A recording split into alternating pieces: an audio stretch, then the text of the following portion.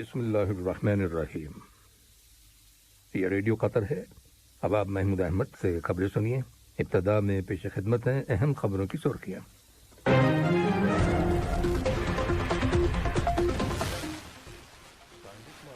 رانی نے سعودی عرب کے بادشاہ اور جمہوریہ گینی بساؤ کے صدر کو مبارکباد کے برقی پیغامات ارسال کیے ہیں۔ قطر نے نیو یارک میں گروپ آف 77 کے رکن ممالک اور چین کے وزرائے خارجہ کے 46ویں سالانہ اجلاس اور اسلامی تعاون تنظیم OIC کے رکن ممالک کے وزرائے خارجہ کے سالانہ رابطہ اجلاس میں شرکت کی ہے۔ قطر نے افغانستان کے دارالحکومت کابل میں ایک مسجد کے اندر کیے گئے دھماکے کی شدید مذمت کی ہے، جس کے نتیجے میں متعدد افراد ہلاک اور زخمی ہو گئے۔ اور بھارت کے شمالی علاقے میں طوفان باد و باران کے دوران کم از کم 36 افراد ہلاک ہو جانے کی اطلاع ملی ہے۔ یہ تھی اہم خبروں کی سرخیاں، اور اب سے چند لمحوں بعد تفصیل سے خبریں نشر کی جائیں گی۔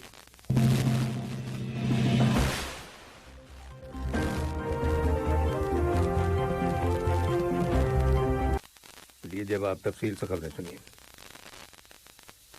صاحب سمو امیر شیخ تمیم بن حمد آل ثانی نے سعودی عرب کے فرمانروا خادم الحرمین شاہ سلمان بن عبدالعزیز آل سعود کو ان کے ملک کے قومی دن کے موقع پر مبارکباد کا برقی پیغام ارسال کیا ہے۔ نائب امیر شیخ عبداللہ بن حمد آل ثانی اور وزیر اعظم و وزیر داخلہ شیخ خالد بن خلیفہ بن عبدالعزیز آل ثانی نے بھی اس موقع کی مناسبت سے سعودی عرب کے بادشاہ کے نام مبارکباد کے برقی پیغامات روانہ کیے ہیں۔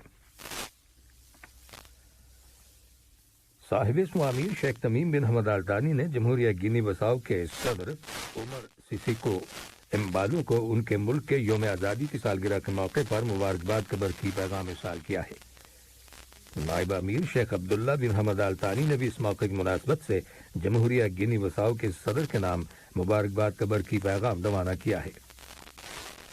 اسی طرح وزیر اعظم اور وزیر داخلہ شیخ خالد بن خلیفہ بن عبدالعزیز آل ثانی نے جمہوریہ گینی بساؤ کے وزیر اعظم نونو گومز ناگیام کو ان کے ملک کے یوم آزادی کی سالگرہ کے موقع پر مبارکباد کا برقی پیغام ارسال کیا ہے۔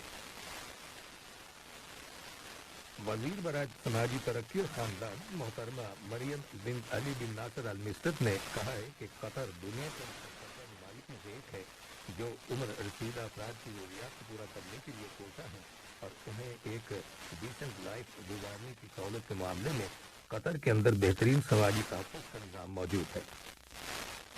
اقوام متحدہ کی جنرل اسمبلی کے اجلاس کی سائیڈ لائن پر نیو یارک میں ورلڈ ہیلتھ آرگنائزیشن WHO کے صدر دفتر میں فرینڈز آف ایج فرینڈلی کے پروگرام میں شرکت کے موقع پر وزیر برائے سماجی ترقی اور خاندان نے زور دیتے ہوئے کہا کہ بزرگ افراد قطری معاشرے کے رسوم و رواج اور اسلامی تہذیب کا لازمی حصہ ہیں۔ WHO کے ڈائریکٹر جنرل ڈاکٹر ٹیڈرس ایڈنہنم نے اس تقریب کی صدارت کی، جس میں 250 سے زیادہ افراد نے شرکت کی، جن میں NGOز اور کمیونٹی کے نمائندے شامل تھے۔ شورا کونسل کے اسپیکر حسن بن عبداللہ الغانم سے آج جمہوریہ لبنان کے ایوان نمائندگان کے سیکریٹری اور ممبر ہادی ابو الحسن نے ملاقات کی، جو اس وقت قطر کے دورے پر ہیں۔ ملاقات کے دوران شورا کونسل اور لبنان کے ایوان نمائندگان کے درمیان پارلیمانی تعلقات اور انہیں فروغ دینے کے طریقوں پر تبادلہ خیال کیا گیا۔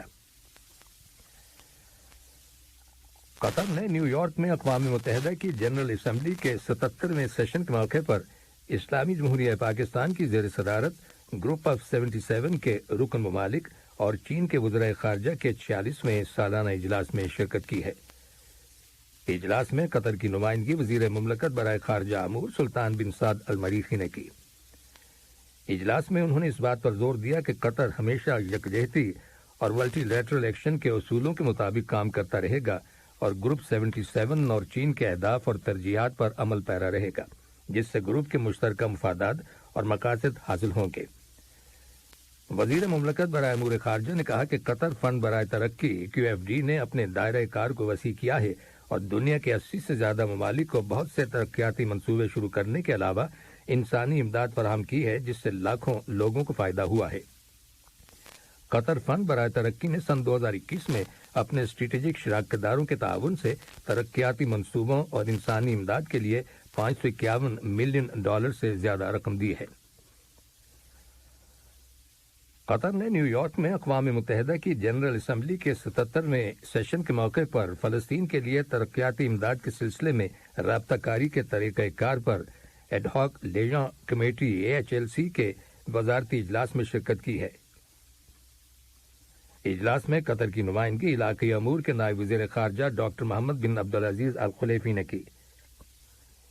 اس موقع پر تقریر کرتے ہوئے ڈاکٹر الخلیفی نے عالمی برادری سے فلسطینی معیشت کو تقویت دینے، ریاست فلسطین کے اداروں کی تعمیر اور فلسطینیوں کی فلاح و بہبود کی کم از کم حد کو یقینی بنانے کا مطالبہ کیا۔ انہوں نے کہا کہ انسانی تکالیف اور مشکلات اور معاشی بدحالی ناکامی کا سبب بنتے ہیں۔ انہوں نے مزید کہا کہ ریاست قطر AHLC کی کوششوں اور اس خطے میں امن و استحکام اور سلامتی کے حصول کے لیے بین الاقوامی سطح پر کی جانے والی کوششوں کی حمایت کرتی ہے۔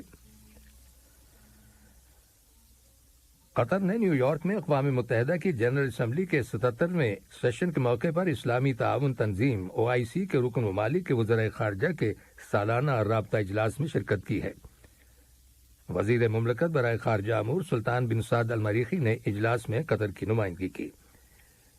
اس موقع پر بات چیت کرتے ہوئے انہوں نے کہا کہ بیت المقدس اور فلسطین کا مسئلہ ریاست قطر کی ترجیحات میں شامل ہے۔ انہوں نے کہا کہ بیت المقدس کے معاملے کو مستقل اور جامع امن کے حصول کے لیے طے کرنا ضروری ہے۔ اسی طرح فلسطین کے مسئلے کو سن 1967 کی سرحدوں کے مطابق فلسطینیوں کی ایک آزاد اور خود مختار ریاست کے قیام سے حل کیا جانا چاہیے، جس کا دارالحکومت مشرقی بیت المقدس ہو اور شام کے گولان کے پہاڑی علاقے اور مقبوضہ لبنانی علاقوں پر اسرائیل کے قبضے کو ختم کیا جانا چاہیے۔ وزیر مملکت برائے امور خارجہ نے کہا کہ قطر نومبر میں فیفا ورلڈ کپ کی میزبانی کرے گا اور یہ کسی اسلامی ملک کے لیے پہلا موقع ہے اور یہ تمام مسلمانوں کے لیے فخر کا باعث ہے۔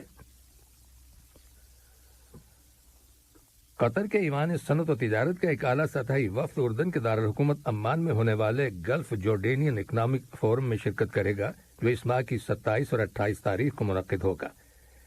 وفد کی قیادت ایوان صنعت و تجارت کے چیئرمین شیخ خلیفہ بن جاسم آلتانی کریں گے۔ اس فورم کا مقصد اقتصادی اور تجارتی شعبوں میں سرمایہ کاری کے مواقع کا جائزہ لینا ہے۔ اس کے علاوہ GCC اردن تجارتی تعاون کو درپیش چیلنجز سے نمٹنے اور ان پر قابو پانے کے ذرائع کے بارے میں تبادلہ خیال کیا جائے گا۔ یہ خبریں ریڈیو قطر سے نشر کی جا رہی ہیں۔ سوڈان کے قائم مقام وزیر خارجہ علی الصادق علی نے 5 سے 9 مارچ 2023 کے دوران کم ترقی یافتہ ممالک LDCs سے متعلق اقوام متحدہ کی 5ویں کانفرنس کی میزبانی کے لیے قطر کا خیر مقدم کیا ہے۔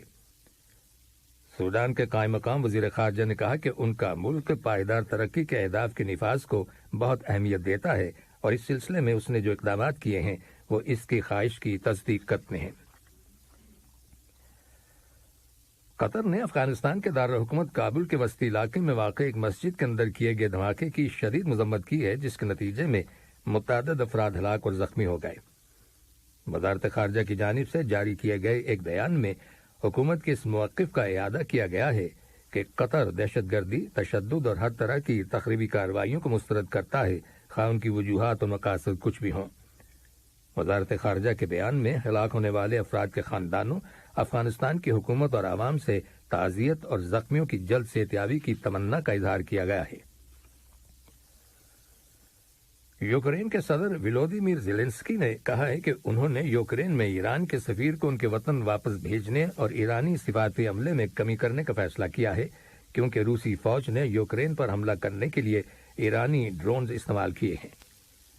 یوکرین کے صدر نے اپنے ویڈیو خطاب میں کہا کہ یوکرین فورسز نے روس کے ساتھ لڑائی میں اب تک ایرانی ساختہ 8 ڈرونز مار گرائے ہیں۔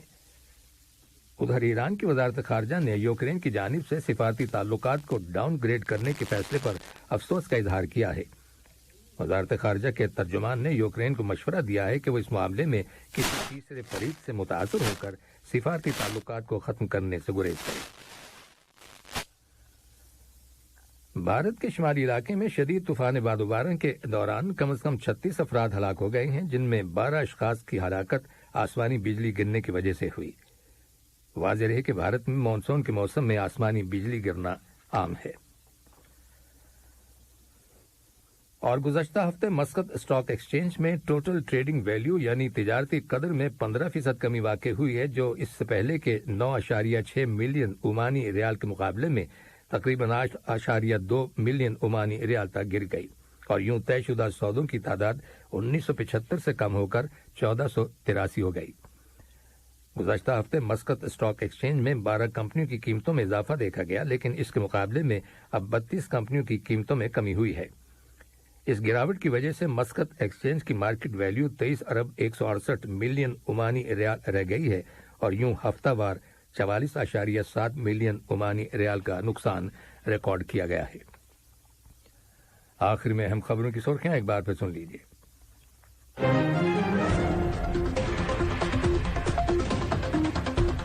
صاحب اسم امیر شیخ تمیم بن حمد آل ثانی نے سعودی عرب کے بادشاہ اور جمہوریہ گینی بساؤ کے صدر کو مبارکباد کے برقی پیغامات ارسال کیے ہیں۔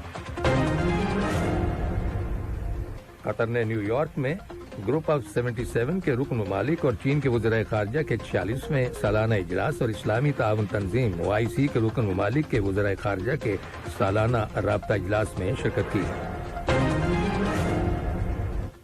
قطر نے افغانستان کے دارالحکومت کابل میں ایک مسجد کے اندر کیے گئے دھماکے کی شدید مذمت کی ہے، جس کے نتیجے میں متعدد افراد ہلاک اور زخمی ہو گئے۔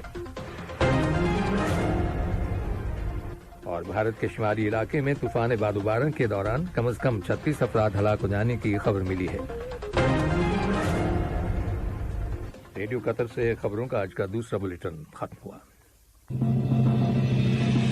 ہمارا اگلا بلیٹن صبح 9 بجے پیش کیا جائے گا، سنتے رہیے۔